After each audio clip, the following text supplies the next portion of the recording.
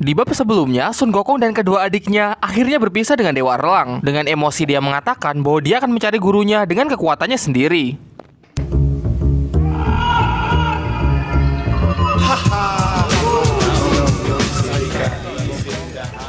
Setelah berpisah dengan rombongan Sun Gokong, Dewa Erlang pun pergi untuk mengunjungi ibunya. Ia menceritakan bahwa kini siluman salju tengah menculik Biksu Tong. Oleh karena itu, ia mendapatkan tugas dari Kaisar Langit untuk pergi menyelamatkannya. Dan jika dia berhasil menyelesaikan tugas ini, maka setelah itu dia akan mendapatkan pahala yang sangat besar, sehingga ia pasti dapat mengendapi pahalanya dan segera membebaskan ibunya.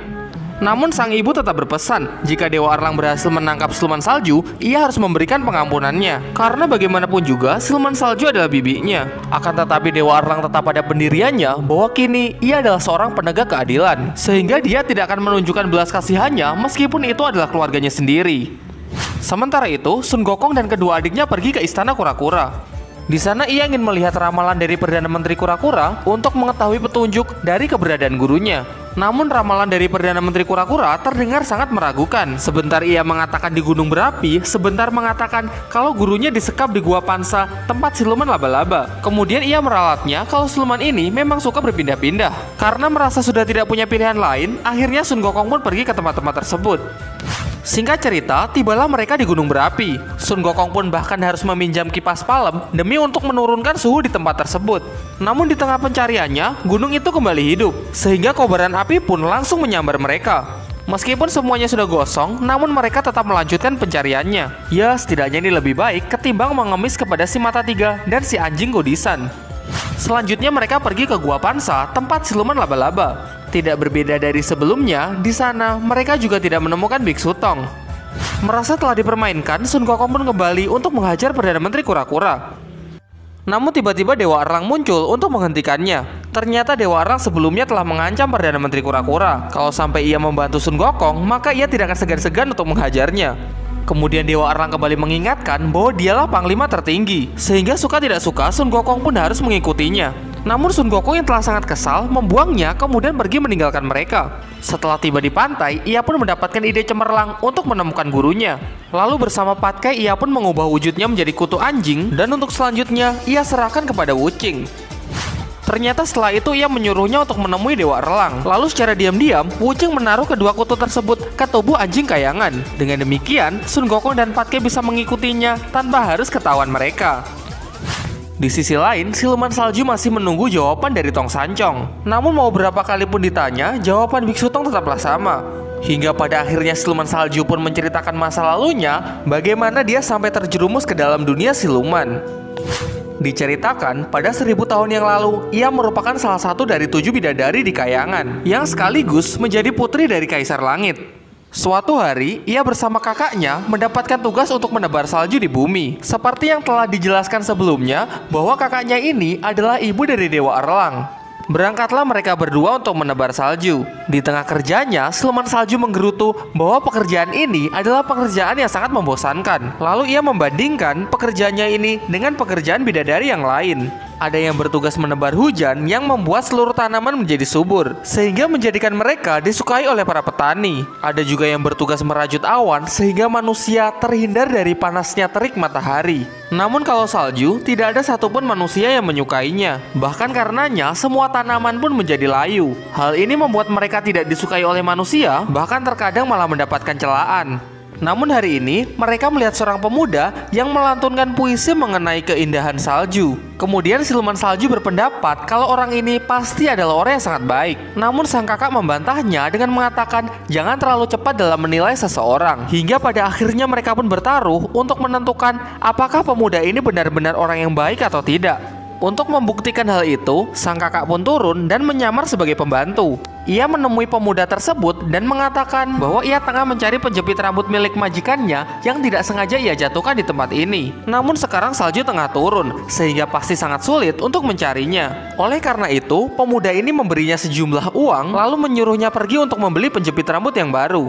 Belum puas mengujinya, bidadari ini pun pura-pura pingsan. Menyaksikan hal ini, sang pemuda langsung menggendongnya pergi karena hujan salju tengah turun lebat. Ternyata ia membawanya ke sebuah kuil untuk berteduh.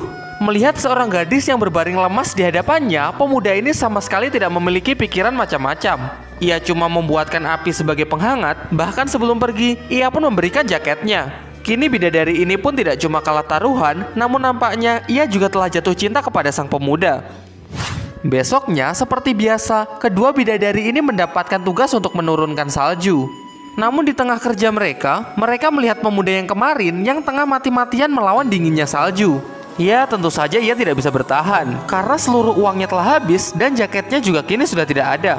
Dari sini juga diketahui bahwa pemuda ini adalah seorang perantau yang tengah menuju ibu kota untuk mengikuti ujian negara. Tak tega menyaksikan hal itu, sang kakak pun turun untuk menyelamatkannya. Ia mengembalikan jaketnya dan membuatkannya sebuah api. Ia bahkan juga menyuruh adiknya untuk berhenti menurunkan salju. Namun sayangnya, hal ini diketahui oleh Kaisar Langit. Kaisar Langit mengatakan kalau mereka ini telah melanggar peraturan dengan berhenti menurunkan salju. Kemudian sang adik menjawabnya dengan mengatakan bahwa apa yang mereka lakukan ini demi menyelamatkan nyawa manusia. Namun Kaisar Langit tidak menerima alasan itu. Ia kemudian menjelaskan bahwa garis hidup manusia telah ditentukan dan tidak sepantasnya dewa mencampuri urusan tersebut. Atas kesalahan mereka ini, ia pun menghukumnya untuk menjadi gunung es selama 5 tahun. Di sisi lain, pemuda yang mereka selamatkan akhirnya siuman. Tentu ia sangat bingung siapa yang membuatkannya api dan bagaimana jaketnya bisa kembali. Ia pun tambah bingung ketika melihat 2 gunung es di hadapannya yang sepertinya kemarin tidak ada. Namun ia tidak terlalu memperdulikannya karena mengingat ia harus segera bergegas pergi ke ibu kota. Tentu 2 gunung es tersebut adalah kakak beradik yang sedang menjalani hukumannya. Berbeda dari kakaknya yang ingin bertahan, sang adik pun memilih untuk pergi karena tidak tahan dengan hukuman tersebut. Semenjak itulah, ia tidak punya tempat lagi untuk bernaung. Setelah itu dia bertemu dengan Ratu Siluman yang memaksanya untuk bergabung dengan negeri siluman. Kini ia pun meminta pendapat dari Biksu Tong apakah tindakannya benar atau salah. Kemudian Biksu Tong berpendapat kalau siluman salju masuk ke dalam dunia siluman bukan karena kehendaknya sendiri. Awalnya dia adalah orang yang baik, namun terjerumus ke dalam jalan yang salah. Bahkan setelah jadi siluman, Biksu Tong mengatakan bahwa kebaikan hati itu masih ada. Mendengar jawaban itu, nampaknya siluman salju menjadi lega. Namun di tengah pembicaraan mereka, siluman salju merasakan kalau Dewa Erlang sudah berada di dekat sini. Dengan kebaikan hatinya, Biksu Tong pun berniat untuk menawarkan bantuan. Ia menyuruhnya untuk berlari ke arah barat, dan nanti bila Dewa Erlang datang, ia akan mengatakan kalau siluman salju lari ke arah timur. Mendengar hal itu, siluman salju sangat tersentuh. Ia tidak menyangka kalau Biksu Suci rela berbohong untuk menyelamatkan dirinya. Kemudian Biksu Tong mengatakan tidak masalah kalau dirinya berbohong, asalkan hal itu dapat membuat siluman salju kembali ke jalan yang benar. Setelah itu siluman salju pun langsung pergi. Namun sayangnya Dewa Erlang berhasil mengejarnya karena tidak ada satupun siluman yang dapat lolos dari penciuman anjing kayangan. Sampai pada akhirnya mereka bertarung, namun siluman salju dapat dikalahkan karena Dewa Erlang terlalu kuat. Ketika ia nyaris diringkus, Sun Gokong dan Patye keluar dari tubuh anjing kayangan. Tentu Dewa Erlang sama sekali tidak menyangka kalau Sun Gokong menggunakan cara seperti ini. Ketika Dewa Erlang hendak menangkap siluman salju, Sun Gokong menghalanginya. Ia mengatakan bahwa dia lebih suka melihat siluman itu melarikan diri ketimbang Dewa Erlang yang mendapatkan pahala. Dan benar saja, siluman salju menggunakan kesempatan ini untuk melarikan diri. Menyaksikan siluman berhasil kabur, Sun Gokong pun merasa puas, kemudian dia langsung pergi ke tempat gurunya. Kini Biksu Tong pun berhasil diselamatkan, namun Dewa Erlang terlihat sangat tidak puas. Ia pun menyalahkan Sun Gokong atas kaburnya siluman salju. Ia juga mengungkapkan kalau dia sudah lama sekali menunggu kesempatan seperti ini. Lalu Sun Gokong mengatakan kalau Dewa Erlang hanya mencari kambing hitam. Siluman berhasil kabur, sementara dia dan Patkelah yang berhasil menyelamatkan Biksu Tong. Sehingga dalam hal ini, Dewa Erlang dan anjing kayangan tidak berjasa sedikit pun. Lalu dengan enteng Patke menambahkan, tangkap saja lain kali. Dewa Erlang punya banyak waktu, maka tunggu saja pelan-pelan. Tentu Dewa Erlang tidak terima dengan hal itu. Ia pun lalu mengajak mereka berdua untuk pergi menghadap Kaisar Langit. Baiklah.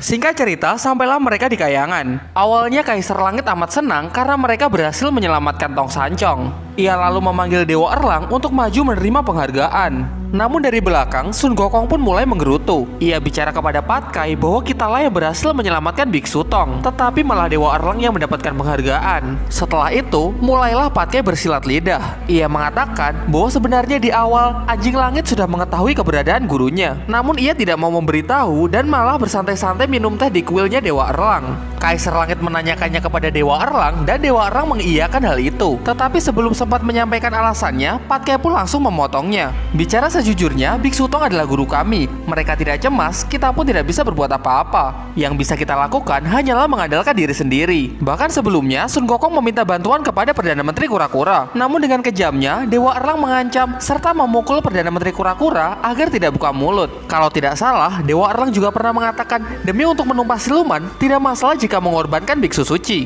Dengan tuduhan sebanyak itu, Dewa Erlang sama sekali tidak bisa menyangkalnya. Kini ia tidak hanya tidak mendapatkan penghargaan, bahkan jabatannya pun nyaris dicopot. Untunglah Mahadewi sedikit membelanya sehingga hukumannya pun diperingan. Ia mendapatkan hukuman pukul dan pemotongan 2 pahala besarnya. Namun bagi Dewa Erlang, hukuman itu masih terlalu berat. Ia bersama Anjing Kayangan mencoba meminta pengampunan, tetapi keputusan Kaisar Langit sudah bulat. Dari belakang, Sun Gokong dan Pat Kee nampaknya benar-benar tertawa puas. Menyaksikan Dewa Erlang menerima hukumannya, mereka pun tak ada henti-hentinya untuk meledeknya. Setelah selesai menerima hukuman, ia pun turun ke bumi untuk menemui ibunya.